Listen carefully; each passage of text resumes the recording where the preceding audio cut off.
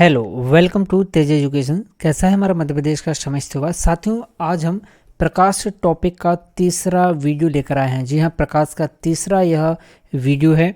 इससे पहले दो वीडियो हम प्रकाश टॉपिक के ला चुके हैं और इस तरह से हम पूरा टॉपिक वाइज आपकी वर्ग 2 परीक्षा के लिए साइंस कंप्लीट करेंगे।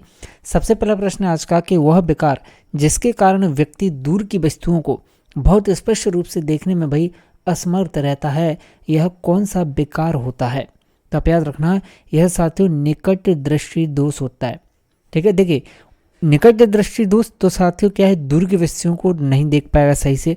और दूर दृष्टि दोष तो साथियों क्या है, निकट की वस्तुओं को नहीं देख पाएगा सही से। ठीक, आगे बढ़ते हैं। प्रश्न है, एक वस्तु जल से भरी टंकी की तली में रखी है जो कि अपनी वास्तविक गहराई से कम गहराई पर रखी हुई दिखाई पड़ती है, ऐसा किसके कारण होता है।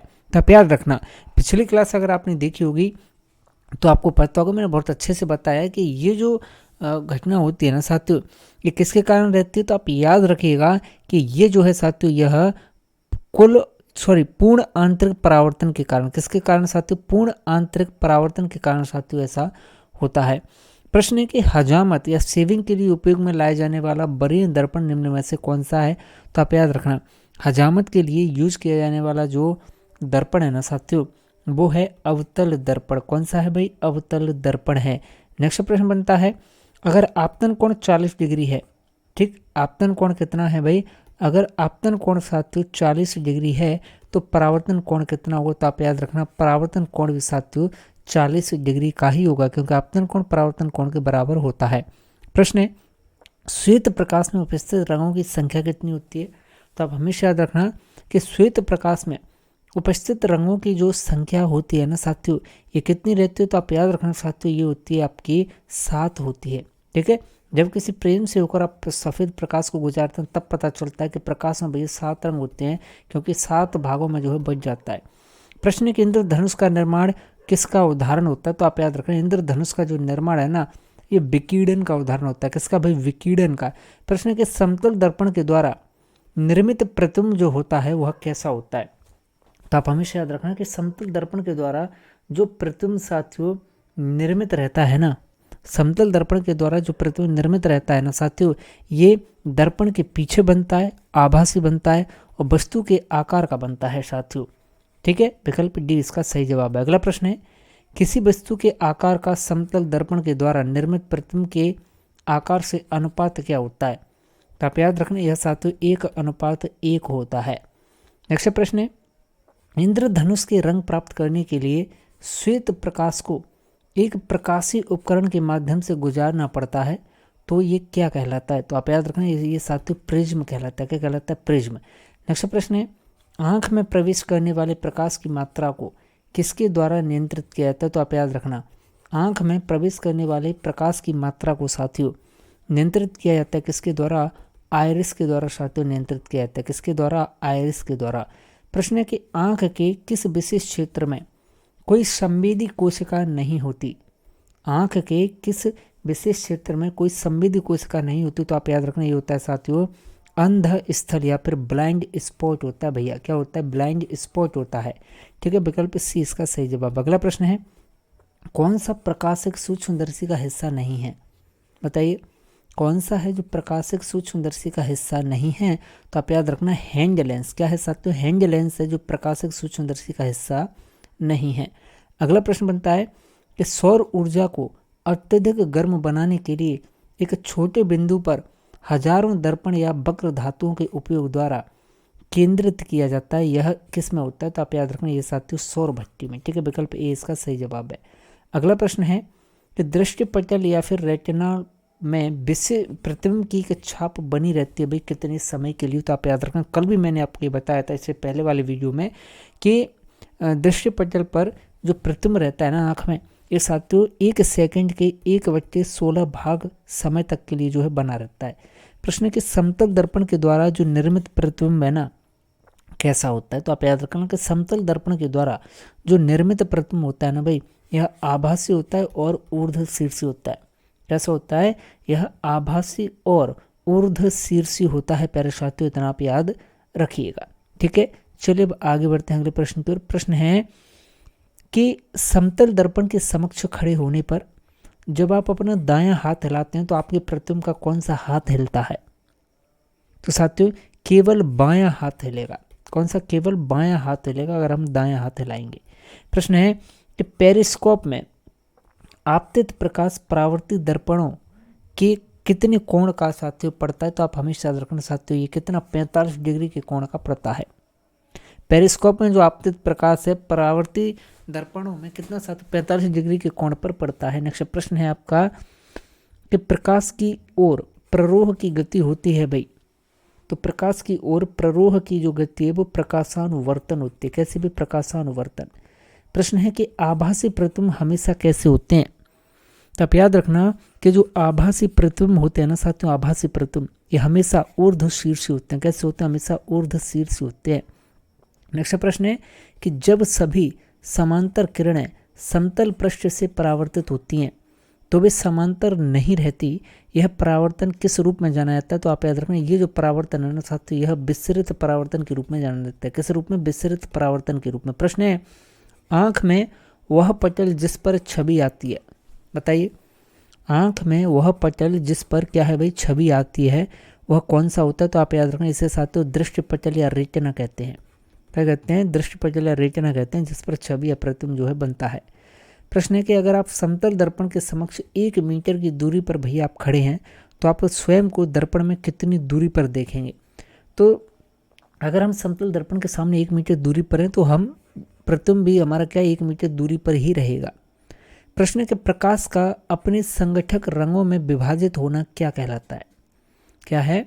प्रकाश का अपने संगठक रंगों में विभाजित होना साथियों निम्नलिखित में से क्या कहलाता है? तो आप हमेशा याद रखना कि प्रकाश का संगठक रंगों में विभाजित होना प्रकीर्णन कहलाता है। क्या कहलाता है? प्रकीर्णन।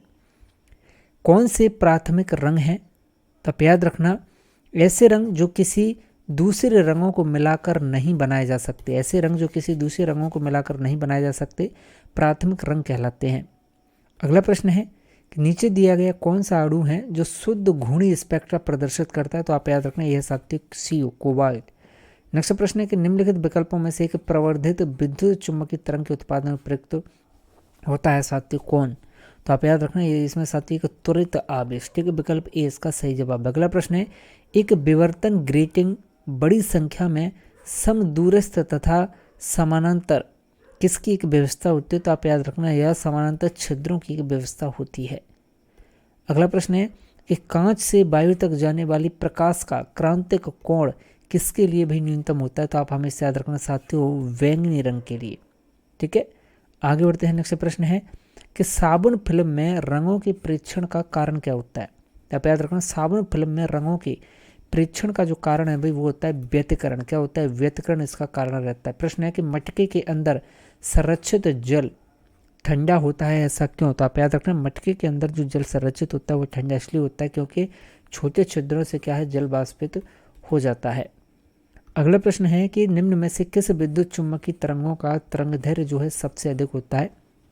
तो विद्युत चुम्बकीय तरंगों का जो तरंगदैर्घ्य है वह सबसे अधिक होता है वे होती है साथियों कौन सी? अवरक्त किरणें होती हैं। कौन होती हैं साथियों? अवरक्त किरणें होती हैं जिनका विद्युत चुम्बकीय क्या है साथियों तरंगों का जो है तरंगदैर्घ्य सबसे अधिक होता है। किनका? अवरक्त किरणों का।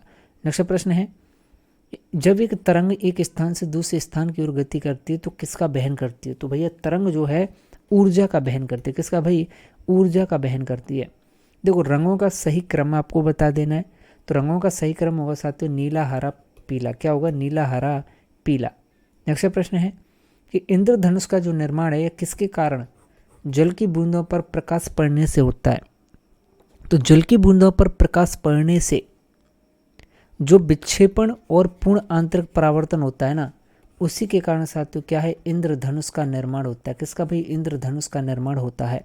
नेक्स्ट प्रश्न है एक समतल दर्पण में प्रतिबिंब का निर्माण जो है होता है, बताइए समतल दर्पण में जो प्रतिबिंब का निर्माण होता है वो कैसा होता है? तो आप हमेशा याद रखना कि समतल दर्पण में प्रतिबिंब का जो निर्माण है यह आभासी होता है। कैसा होता है साथियों? समतल दर्पण में प्रतिबिंब का जो निर्माण है ना वह आभासी होता है।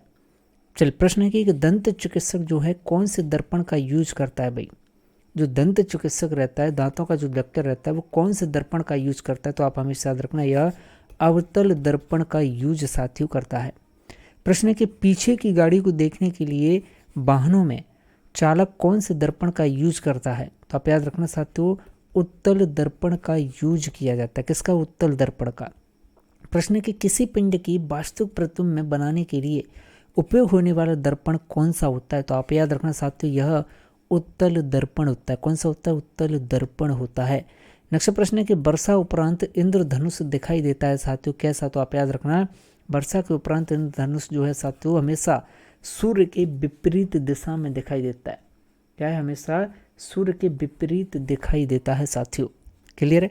नेक्स्ट प्रश्न है कि किसी चीज को जलाने के लिए उपयोग होने वाला जो गिलास है किस प्रकृति का होता है? तो किसी चीज को जलाने के लिए उपयोग होने वाला जो गिलास रहता है साथियों, यह उत्तल लेंस होता है। ठीक। प्रश्न है कि किसके द्वारा प्रकाश का रंग निर्धारित होता है? तो प्रकाश का जो रंग है ना साथियों, इसकी तरंग दैर्घ्य के द्वारा निर्धारित होता है। प्रकाश का रंग किसके द्वारा? तरंग दैर्घ्य के द्वारा। नेक्स्ट प्रश्न है कि मायोपिया निकट दृष्टि दोष में सुधार करने हेतु हमें उपयोग करना होता है साथियों किसका? तो हमें अवतल लेंस का यूज करना होता है साथियों मायोपिया निकट दृष्टि दोष में सुधार करने के लिए। किसका? अवतल लेंस का। प्रश्न है कौन सा रंग है जो प्राथमिक रंग नहीं है? तो आप याद रखना, सफेद रंग है साथियों जो क्या है? प्राथमिक रंग नहीं होता है। नेक्स्ट प्रश्न है एक अवतल दर्पण बनाया गया प्रतिबिंब बिंब की तुलना में सीधा होता है, आभासी होता है और अधिक बड़ा प्राप्त होता है, तब बिंब की जो स्थिति है साथियों वो कहाँ पर होनी चाहिए? तो भाई दर्पण के ध्रुव और फोकस के मध्य जो है बिंब की स्थिति होनी चाहिए। प्रश्न के संयुक्त नेत्र की उपस्थिति किस वर्ग का लक्षण है? तो संयुक्त नेत्र की जो उपस्थिति ना साथियों, यह ऑर्थोपोडा वर्ग का लक्षण है। किसका? ऑर्थोपोडा वर्ग का। मानव आंख जो है वस्तु का चित्र कहाँ पर बनाते हो? तो आप याद रखना, मानव आंख साथियों वस्तु का जो चित्र है ना या प्रतिबिंब वो रेटिना पर बनाते हैं। कहाँ पर? वो रेटिना पर। प्रश्न है घड़ी के छोटे हिस्सों को देखने के लिए घड़ी बनाने वाला जो व्यक्ति रहता है वो कौन से लेंस का यूज करता है? तो याद रखना साथियों, वह उत्तल लेंस का यूज करता है। किसका? उत्तल लेंस का। उत्तल लेंस के माध्यम से ही आप किसी भी कागज को जला सकते हो भैया। प्रश्न है कि प्रकाश की गति अलग अलग माध्यमों में अलग अलग होती है, इससे होता है क्या? तो भैया प्रकाश की गति अलग अलग माध्यमों में अलग अलग होती है, इससे क्या है भाई? अपवर्तन होता है। क्या होता है भाई? अपवर्तन होता है। ठीक है भाई, विकल्प बी इसका सही जवाब है। तो साथियों ऐसे ही शानदार प्रश्नों के लिए बने रहें आप हमारे साथ। और हाँ, सभी लोग चैनल सब्सक्राइब कर लें और डिस्क्रिप्शन में मैंने इन सभी किताबों की लिंक दे रखी है, वहाँ जाकर आप किताबें ये बाय कर सकते हैं। मिलते हैं आपसे नेक्स्ट सेशन में लाइव। तब तक के लिए जय हिंद, जय भारत, जय महाकाल मेरे प्यारे साथियों।